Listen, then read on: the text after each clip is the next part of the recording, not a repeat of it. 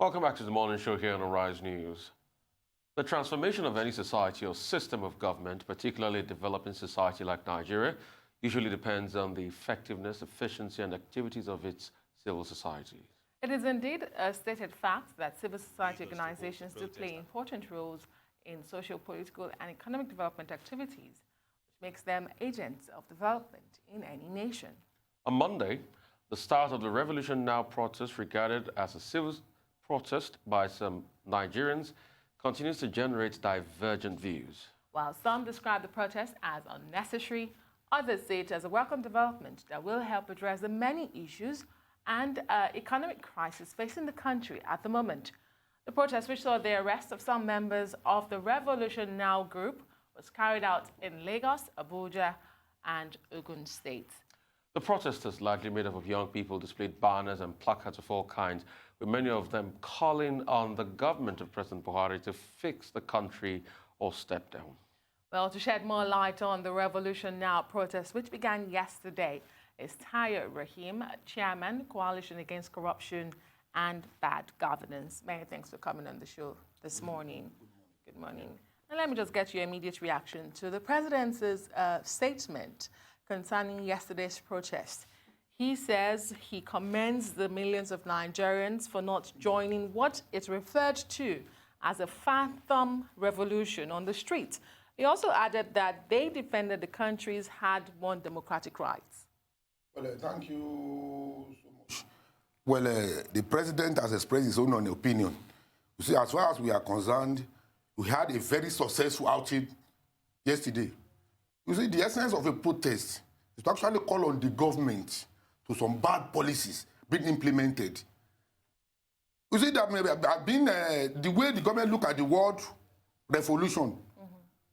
To them, as far as we are concerned, the word might be misused anyway. But you see, it depends on the meaning applies to the word. Some of us may not agree even with the word revolution now or whatever. But we are talking about a protest for good governance. We are talking of the need for Nigerians to be able to feed themselves. We are talking about the need for Nigeria to have qualitative education. We are talking of the need for workers to have minimum living wages. If you will agree with me that presently in Nigeria, we have a very, very parlous society. We are in a very precarious situation, which requires immediate attention of the government. And that's what we have done. It does not actually depend with the word, quote and unquote, revolution. We are talking about peaceful protest. Even Shogore himself, as the convener of a coalition for revolution or whatever, may not have applied the meaning being applied by the government. If not, he wouldn't have presented himself for the election. We remember, we also contested on the platform of, what's the name of his party? AC or AAC or whatever. Which means he also believed that government could only be changed legitimately. Nobody is talking about violent protest. I will agree with us that the civil society leaders, they believe in the rule of laws.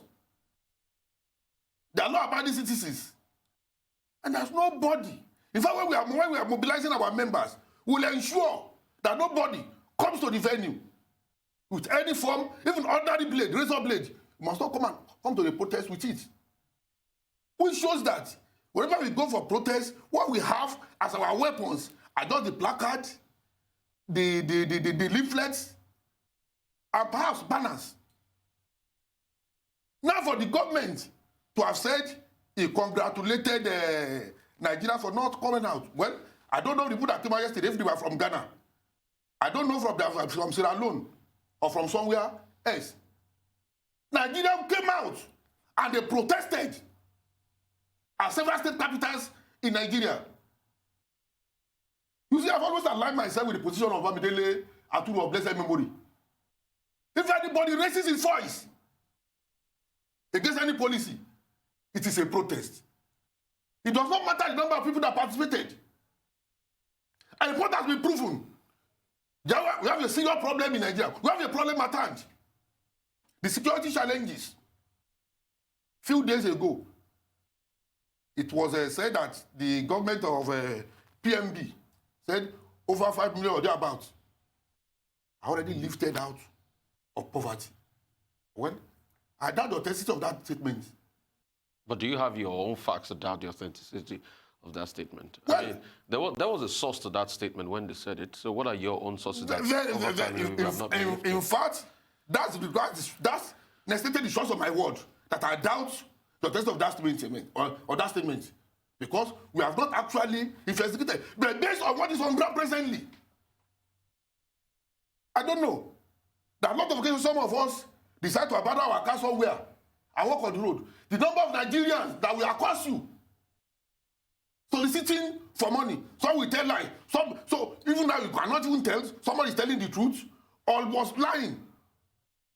And we had a president that said they have lifted some people out of poverty. Well, I repeat, I doubt the authenticity of that statement. Let's talk about this protest in detail. You said it held in every state capital. The Unity Fountain in Abuja that was supposed to hold, it didn't hold there. It was finally at the front of a Human Rights Commission, and well, less than 20, 30 people that were there. In Lagos, the case was the same. In front of National Stadium, and we all saw what happened. And before you know it, it was in Kwara, for instance. The doors to the Kwara Township Stadium were shut, so they couldn't get in there. In Ogun State, the police moved around, so they couldn't get in there. So how was this protest held nationally? Well, thank you so much. Like I said earlier on, you see, even if you are the only person that succeeded in raising your voice against a policy of the government, that protest is already a success. Now, you made mention of the Fountain Square at Abuja. Yes. In fact, this confirms our claim that civil society leaders and members are not confrontational.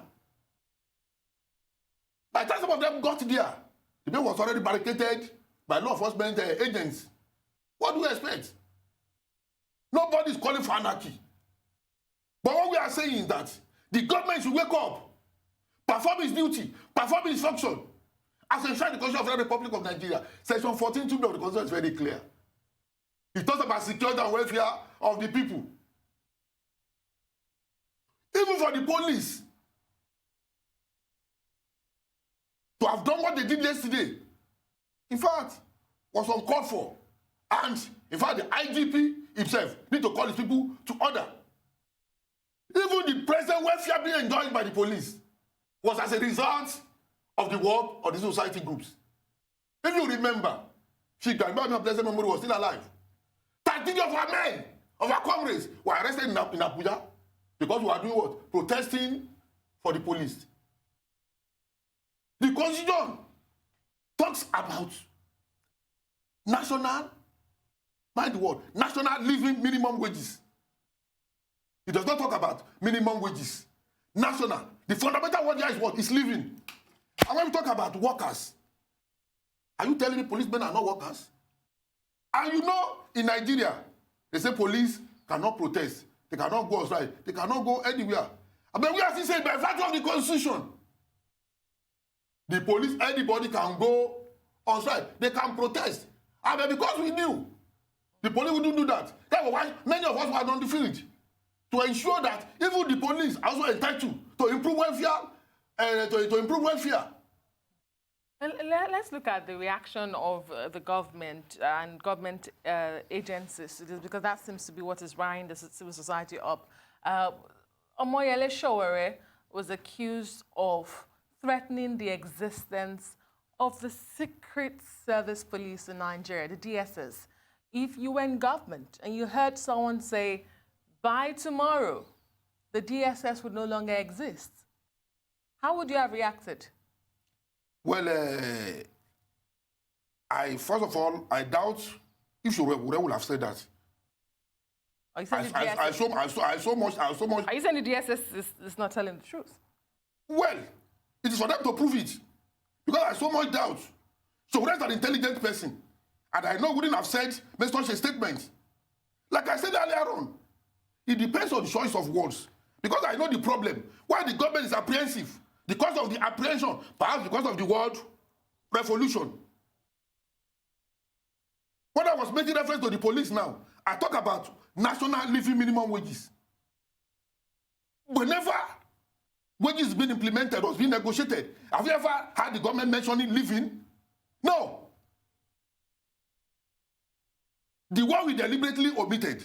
So what I'm talking about is about choice of words. So whatever would have made such a statement, and that's why some of us even raised it. And so what if he did? What if he actually did? I mean, these are still allegations. I mean, they say there's a video of where he threatened that the DSS would no longer exist. What if he did? Would you say that this reaction is justifiable then? My dear sister, let's assume, based on your word, that actually did that he made the statement. Allegation. Well, that is an allegation. It's expected to be proven, that's one. Secondly, what are they expected to do? To identify a court that you made so statement. Prove it. Did you say it? I said it, I didn't say it. But now, that's why I said, even the government cannot prove. Okay, look at yesterday now. The police are saying no live bullet was shot. And I can tell you I was there. I don't know if you even saw me. The replay, if you saw me holding... Are you sure that was not a blank? Pardon? That was not a blank? Because you can't distinguish between a blank and a live bullet. Well, my brother, as an activist, I can tell you, when I see a bullet, I know it. And live bullet was shot into the head? Yes. I was there. It was not as if somebody gave the story. I was there. I don't know if you saw me... Because we've heard contrary stories that there are tear gas canisters and they are majorly tear gas canisters and blanks. Yes, yes, I will get to that, my brother. You see what happened is this. You see, when we were, as a person, when we were going to the protest as a leader, when I was going, I had my drugs with me because I know I have some health challenges. That was what you saw me holding. Are you with me? But what the police did, immediately after firing the live bullet, are you listening? They now resorted to tear gas. Allegedly by you. Pardon? Okay, of course. Yeah. Let me accept your word. Yeah. Now, what was the essence of that? It was a decoy to deceive our comrades. That's only, what do you call it? Okay, we'll go for a quick break. Okay. We'll come back and we'll talk more about this. Well, welcome back to the Morning Show here on the Rise News. We're still reviewing the Revolution Now protest that took place across the country yesterday, and Raheem, Chairman Coalition Against Corruption and Bad Governance, is still here in the studios with us. Mr. Raheem, you said you were part of that protest yesterday, and you had first-hand information saying that the police shot live ammunition. Yes. Live rounds before the shot tear gas canisters. Yes, it was after that they now started using tear gas. And some of us knew it was a decoy to lose some of our comrades. Because I know that some of our comrades that have the courage to withstand tear gas. But what was the expected outcome of your protest yesterday? The Nigerian police came to where you say you were protesting peacefully and then decided to shoot live ammunition and tear gas. For what reason? That is... But there are two questions there I've asked you. What was the expected outcome of your protest yesterday? You went to the National Stadium. What were you supposed to achieve there? And then how did it degenerate to the police shooting live ammunition without, some sort of reactions from you? Well, like I did say earlier on, our intention was not to be combative at the venue. And it wasn't a violent protest. In fact, many of us wouldn't have subscribed to violent protest. At the initial stage, I wasn't part of this so-called coalition for revolution or whatever. But the point has to be made. One of our comrades is in incarceration presently. You're referring to Omoyele Sowore. And we have to call for his freedom. That is one. Then secondly, we have a lot of problems at hand in Nigeria that need urgent and immediate attention of the government. I don't belong to AAC or whatever party they call it. And we are patriotic Nigerians. And that point has to be made. We are patriotic Nigerians. We want good governance. We want Nigeria to be great. You see, when we have constructive criticism, it is not because somebody hates the president or somebody hates the government. Those that are Christian, I'm sure, even in the Bible, it says, spare the rod and spoil the child. I don't know if I'm correct. So what we are saying is that we are calling the attention of the president that certain things need to be corrected. Lot of things need to be changed. Now coming back to your question proper, at that venue, we got there. What we knew how to do was just to sing our Luther songs, and our comrades were singing. As you see, it was necessary that we had that emotion yesterday. And to God be the glory. And I'm going to use this even opportunity to congratulate the Nigerians that came out, that defied the police order. What we expected the police to have done. You see, their duties are clearly stated in the Police Act. Their deployment for searching of crime, arrest of offenders. So what we expect them to do was to be there and provide protection for the protesters so that the protests will not be hijacked by miscreants. That was what we expected them to do. But like as I said earlier on, the police might be apprehensive. And I can tell you, you see, for us to have even believed that the police belong to us, they are Nigerians, they deserve decent living, and protested on their behalf. What does that imply? It shows the fact that we believe in them. It shows, presently, I'm the coordinator of movement for Nigeria Police Force. We have no prim. We have clean foundation. Protect and fighting for the police. Meaning that we wouldn't have expected them to not deploy their energy against us. When they expected maybe to be at Sambisa forest or in those forests where the kidnappers are hiding. I want to bring you in here. There's a talk around, the leader of this protest, Samuel Shower, saying he has external support. That some people are pushing and saying, okay, with external support, they can really have a revolution. And it's being pushed, and this was the first phase in it. So what do you have to say as regards that? And why shouldn't the federal government react if there are allegations like that? My brother, it's just a propaganda. Are you with me? It's a propaganda. Because if it wasn't a propaganda, the first thing you would have noticed is that the venue of the protest yesterday would have been populated with as many miscreants as we would have wanted. Why? Because there will be money to give them. So, which shows there was no any external support. So on some other protests, you can populate venues with miscreants by giving them money. No, that is what I'm trying to say. What I'm trying to say, that if there's any external support, when we quote and unquote, when you talk about external support, the first thing that really comes to mind is money. I don't know if you agree. Yeah. If you agree with me. Yeah. Why the people could not even afford to produce enough leaflets? They were unable to provide enough berets.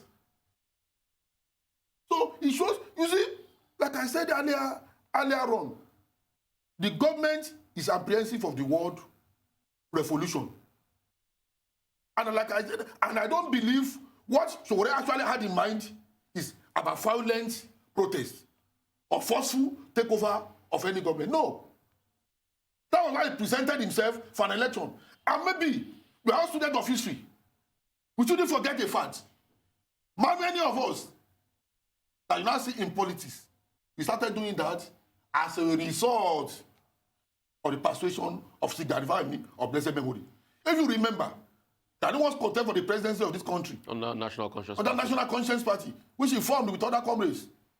She comrade Femi Falana. An icon of the struggle. Also once ran as a government candidate in Ekiti State. Why? What was the reason? Does he believe that we have got to call severally? We have had several protests. This government are not ready to change. Dr. Beko, Asoguti, you know what he said? He said, we have a government that is insensitive to the plight of Nigeria. Except we force them to give us our right, they will not. Okay, two questions before we round up. Does the protest continue? It continues, my sister. Okay. Secondly, I mean, elections were barely 6 months ago, and it was seen as a referendum on President Muhammadu Buhari's first-time performance, despite unresolved corruption cases, insecurity, the economy.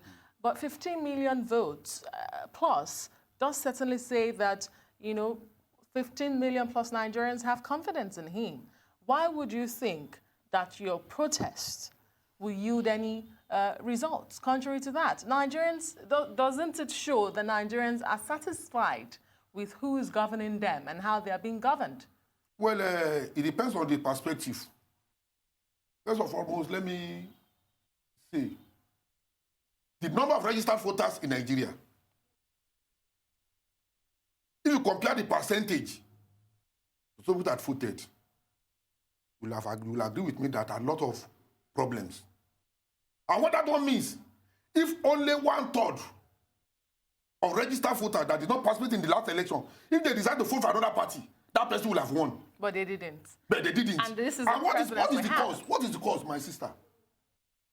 You see, majority of Nigerians believe going to vote or taking part in the electioneering thing is more or less a waste of time. Some of them will tell you, either you vote or you don't vote, somebody will get there. Though that might be wrong.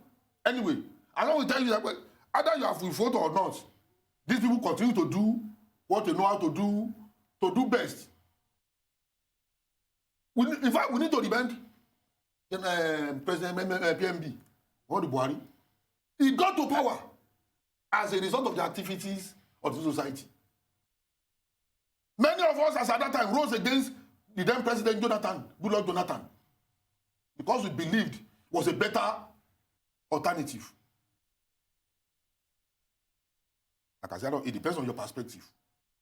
Some will say yes, it's still better. Some will say no. But the point I'm trying to make here is that majority of Nigerians decided to participate in electioneering thing because they don't believe in this present order. That's why we're talking about system change. When you talk about system change, it does not have to do with personality. It has to do with the way we are being governed. A situation of I and you can send our children to school, from primary school to university to school, free without payment. Okay. And that's what the Constitution says. Okay. So, from here on, we know that the protest continues.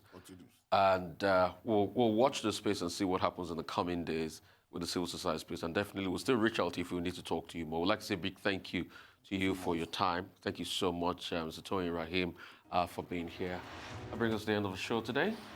I'm Rufai Hosseini. And I'm Adesua Omoran. Goodbye.